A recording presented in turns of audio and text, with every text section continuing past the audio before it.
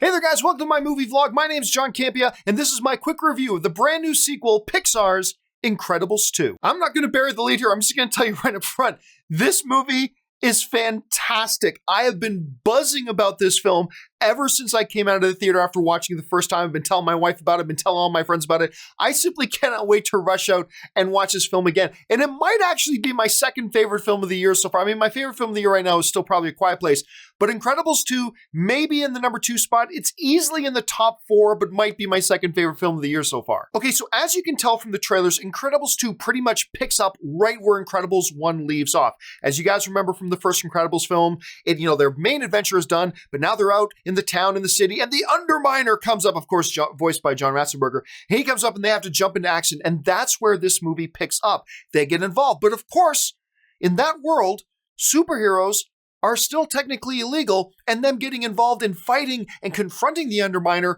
causes more problems than anything else. Except this time around, there's this really rich industrialist, voiced by Bob Odenkirk, who really believes in superheroes. He remembers superheroes from his youth. He believes the world could be a better place with superheroes, so he engages with Mr. Incredible, Elastic Girl, and Frozone to come up with a way to get public pressure to come on the government to make supers legal again. And as you can tell from the trailers, they believe their best play at doing that is by using Elastic Girl. Now, the main part of the movie to me that works so well is that a good chunk of the focus of this film, maybe even more so than on Elastic Girl going out and doing her superhero work, is the story that then takes place at home, with Mr. Incredible now taking on the role full-time as dad, and the challenges that he faces, number one, as a regular father, but number two, as a father of super-powered human beings, including baby Jack Jack, who is just the standout of this movie. Jack Jack is hilarious in this movie,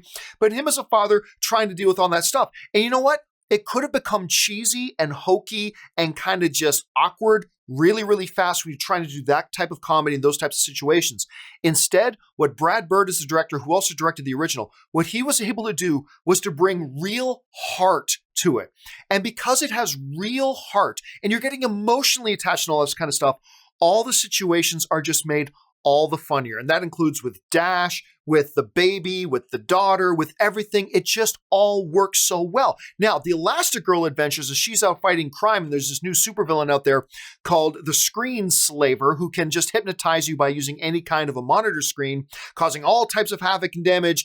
Elastic Girl's out there trying to solve that crime, while Mr. Incredible's home trying to deal with his family, and there's other drama unfolding while Edna Mole comes in, and it's just fantastic. Frozone also has a much bigger role to play in this movie than he did in the previous one. Like he and the Incredibles are kind of seen as like the Superman, Batman, and Wonder Woman of the Incredibles universe. It's Mr. Incredible, Elastic Girl, and Frozone. They're Superman, Batman, and Wonder Woman of that universe as they're trying to get other superheroes and supers to come out in the public again. And Frozone plays an important role in that. He's really funny. All the characters are funny. Look, the bottom of it is this film works so well with its action. The action feels all the more exciting. The comedy feels all the more funny. All because the emotional stuff works. You buy into this family. And ultimately, The Incredibles is about a family. It's not just a family film, it's about a family. And the way Brad Bird engages it all, it's just so damn entertaining. Now, one could honestly ask, does Incredibles 2 break new ground that Incredibles 1 didn't already cover? And I think a fair criticism is to say that no, it doesn't. But what I will say is this. I feel like what Incredibles do, while it's not breaking any new ground that the first Incredibles movie didn't already do, I do feel like it's the natural progression of the first Incredibles movie. I don't feel like they retread on anything, but rather they stand on the shoulders of the first film and take it all to the next level. Nothing completely new, nothing that we haven't seen before in the original. It's just all the continuation of and building upon, and that's why it works so well. Now, look, a lot of people have been asking me since I've seen this film, is this better? I don't know why we naturally ask this. Is it better than the first?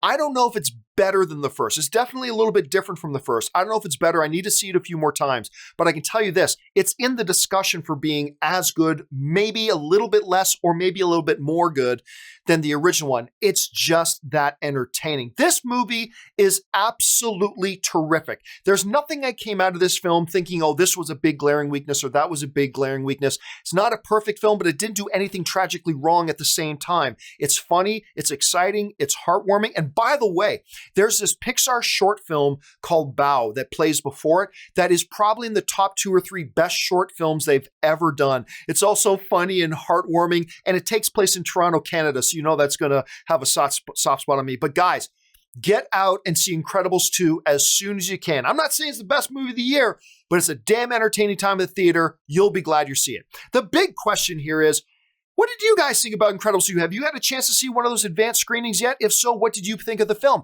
If not, what are your expectations of the Incredibles 2 going into it? Jump down into the comments section below and leave me your thoughts.